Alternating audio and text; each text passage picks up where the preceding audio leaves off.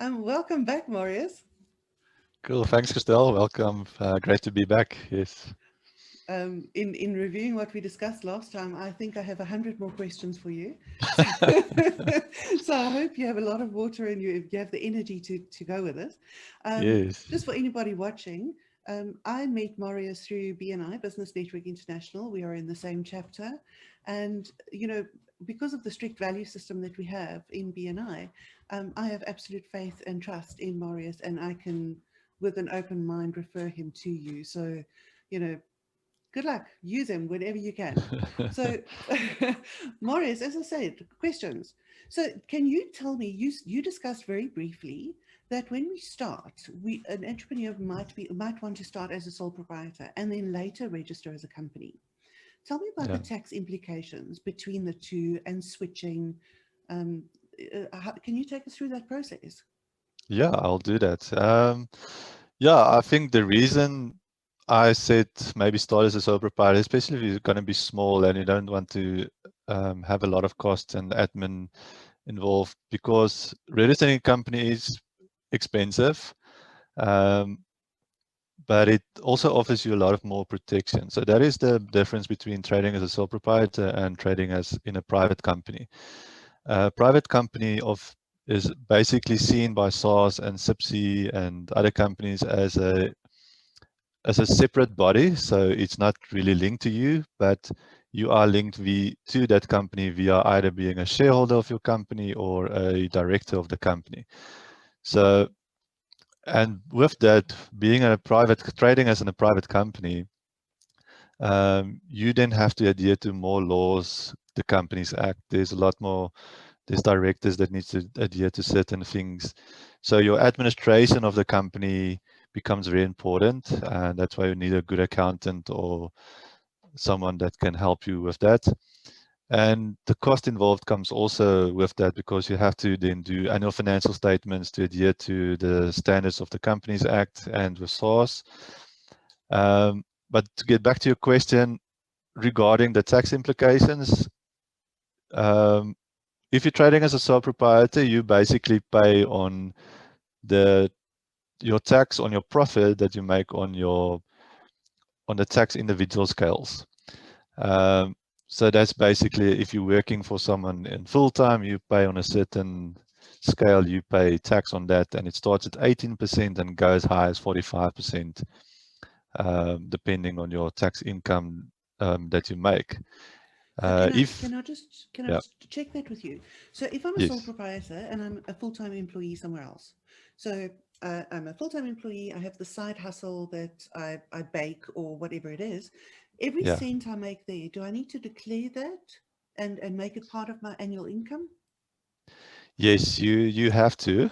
Um, so it's a separate income. So also that income needs to be declared to SARS, but you don't declare the turnover you make, because you are allowed to deduct certain expenses from that income to bring down because you are allowed to deduct the expenses that is in relation to gather that business. So anything that you buy or advertisement or things like that, that is to bring in more income for your little business, you are allowed to deduct it from the income, and then that's give you a profit. And then basically that profit then gets added onto your salary income, and then SARS will tax you on that income. Even if you're making a bit of a loss on your business, that loss could also get deducted from your salary income, and then you pay tax on the lowered taxable income. Yeah.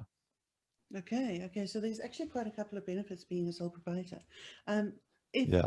so, once we go, you keep talking about a private company. I'm assuming a private company is what I know as a PTY limited, correct? Yes, that's So correct. that's Yeah. private. Okay. That's a private So company. if we're talking about a private company, you say that we need financial statements and so on. So that is where an auditor comes in. Do they have to be audited? No, it used to be in the past where, because we're not allowed to register as closed corporations in South Africa anymore, so they changed the Companies Act. So if you need to, what determines if you need to be audited, we call it a public interest score. So depending on your public interest score, that will determine if you need to be audited or not, Or if you, when you register your company, you specific say in your memorandum of incorporation, I want to be audited every year, then you have to be audited. And how we calculate that public interest score is by the number of employees you have in your company, what is your turnover, and how many shareholders are in the company, and how is they directly involved in the company. But most of the smaller companies, their public interest score are always below the 100 points. So then you don't need to be audited, or you don't need an independent review, depending on your structure. But you need to have proper financials compiled, which represents an international accounting standard like IFRS that we use to work on a lot as guidelines on how you need to present your financial statements. And that's why asking an accountant to assist you with that is important, because a lot of business owners don't have the expertise to know what is that standards and presentation standards. Yeah. Okay. So, Yeah. so I understand the value of having a private company, but I also understand the attraction of being a sole proprietor. So at Yes. what point do I know as a sole proprietor that now it's time for me to register and to become a company? Yeah.